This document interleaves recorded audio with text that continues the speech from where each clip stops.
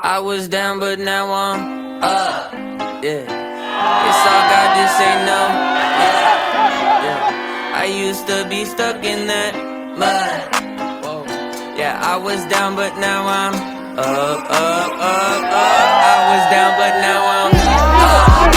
Yeah. It's all God, this ain't no love. Yeah. I used to be stuck in that mud. Yeah. Yeah, I was down, but now I'm up, up, up, up. I was down, but now I'm up, up. Let's go. Yeah. It's all God, this ain't no love. Yeah. I used to be stuck in that mud. Yeah. Yeah, I was down, but now I'm up, up, up, up. I was down, but now I'm up.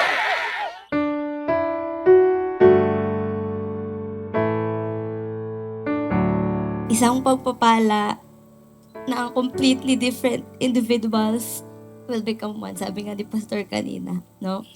Tahimik ka at seryoso. Ako naman ay loud and expressive. Chill ka. Ako naman, detalyado. But I believe it is the Lord's plan for us to be one. Kahit talaga completely different individual tayo. Nagsimula tayo nung pandemic. Dalawang nilalang ng Diyos na malayang naglilingkod sa Diyos, nagpupuri. Linaw ng langit na bughaw hanggang sa dulo. Ako at ikaw ikinuhi. Iyak. Huwag na iyak. Ito talaga first honor, oh. Hanggang dito na, oh. Ito pa isa.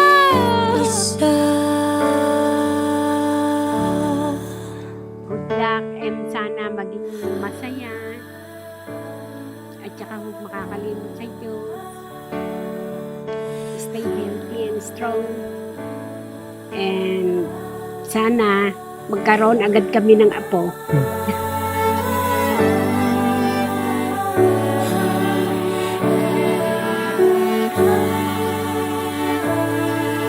Yun na. Oo. Nagkahiyaan pa. Nagkita na. Kinakabahan yarn. ko ng kanto, nais kong malaman.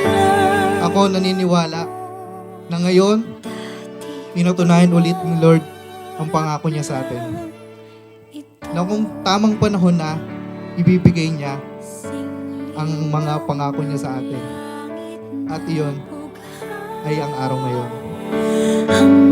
So, plano to ng Panginoon to testify our personal journeys. Mula noon, pagkabata natin, hanggang ngayon, nandito na tayo. Ikaw ang binigay ng Lord, hindi lang makasama ko habang buhay, kundi makatuwang sa paglilingkod sa Kanya. Ay maging isa.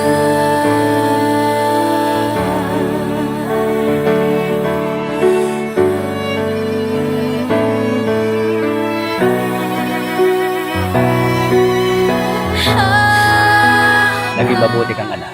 So, naging mabuti kang anak para sa amin. Mabait. Wala kaming nag-problema sa iyo. At sinunod mo.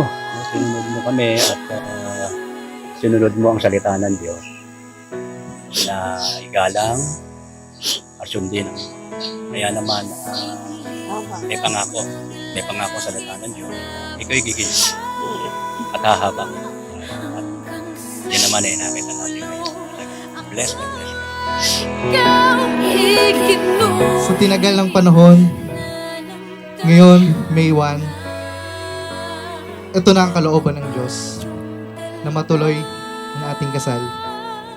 Wala akong mapapangakong malaking bagay na kayang ibigay sa iyo, pero ang ipapangako ko, dalawa tayong magtitiwala sa magandang bagay na ibibigay ng Diyos sa ating buhay.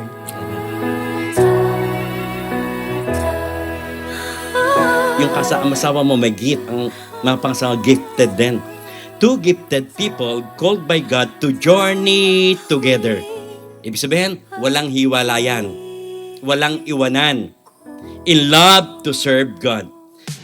Congratulations, Mar and Ned! Congrats, Mar and Ned! Mar and Ned! Congratulations, Mar and Ned! Ayan na, may pampaswerte dyan.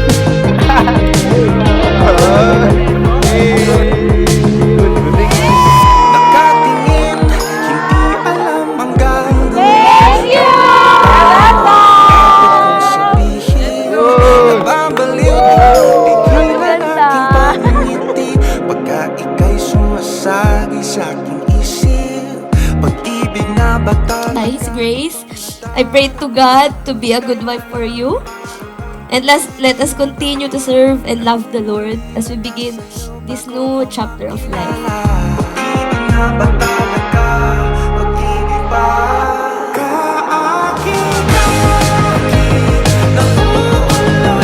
Marriage is not just a lovebirds, but a love team.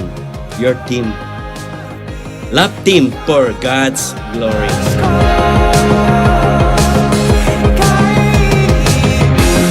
Marami tayong pinagdaaran, marami tayong mga pagsubok na nalagpasan. At ngayon tayong dalawa ay magsasama, mas naniniwala akong kaya pa nating lagpasan ang mga bagay na yun. At itong buho ko na to, maaaring makalimutan, maaaring di maalala, pero ang Diyos ang patuloy na magpapaalala sa atin kung ano ang tunay na kasal.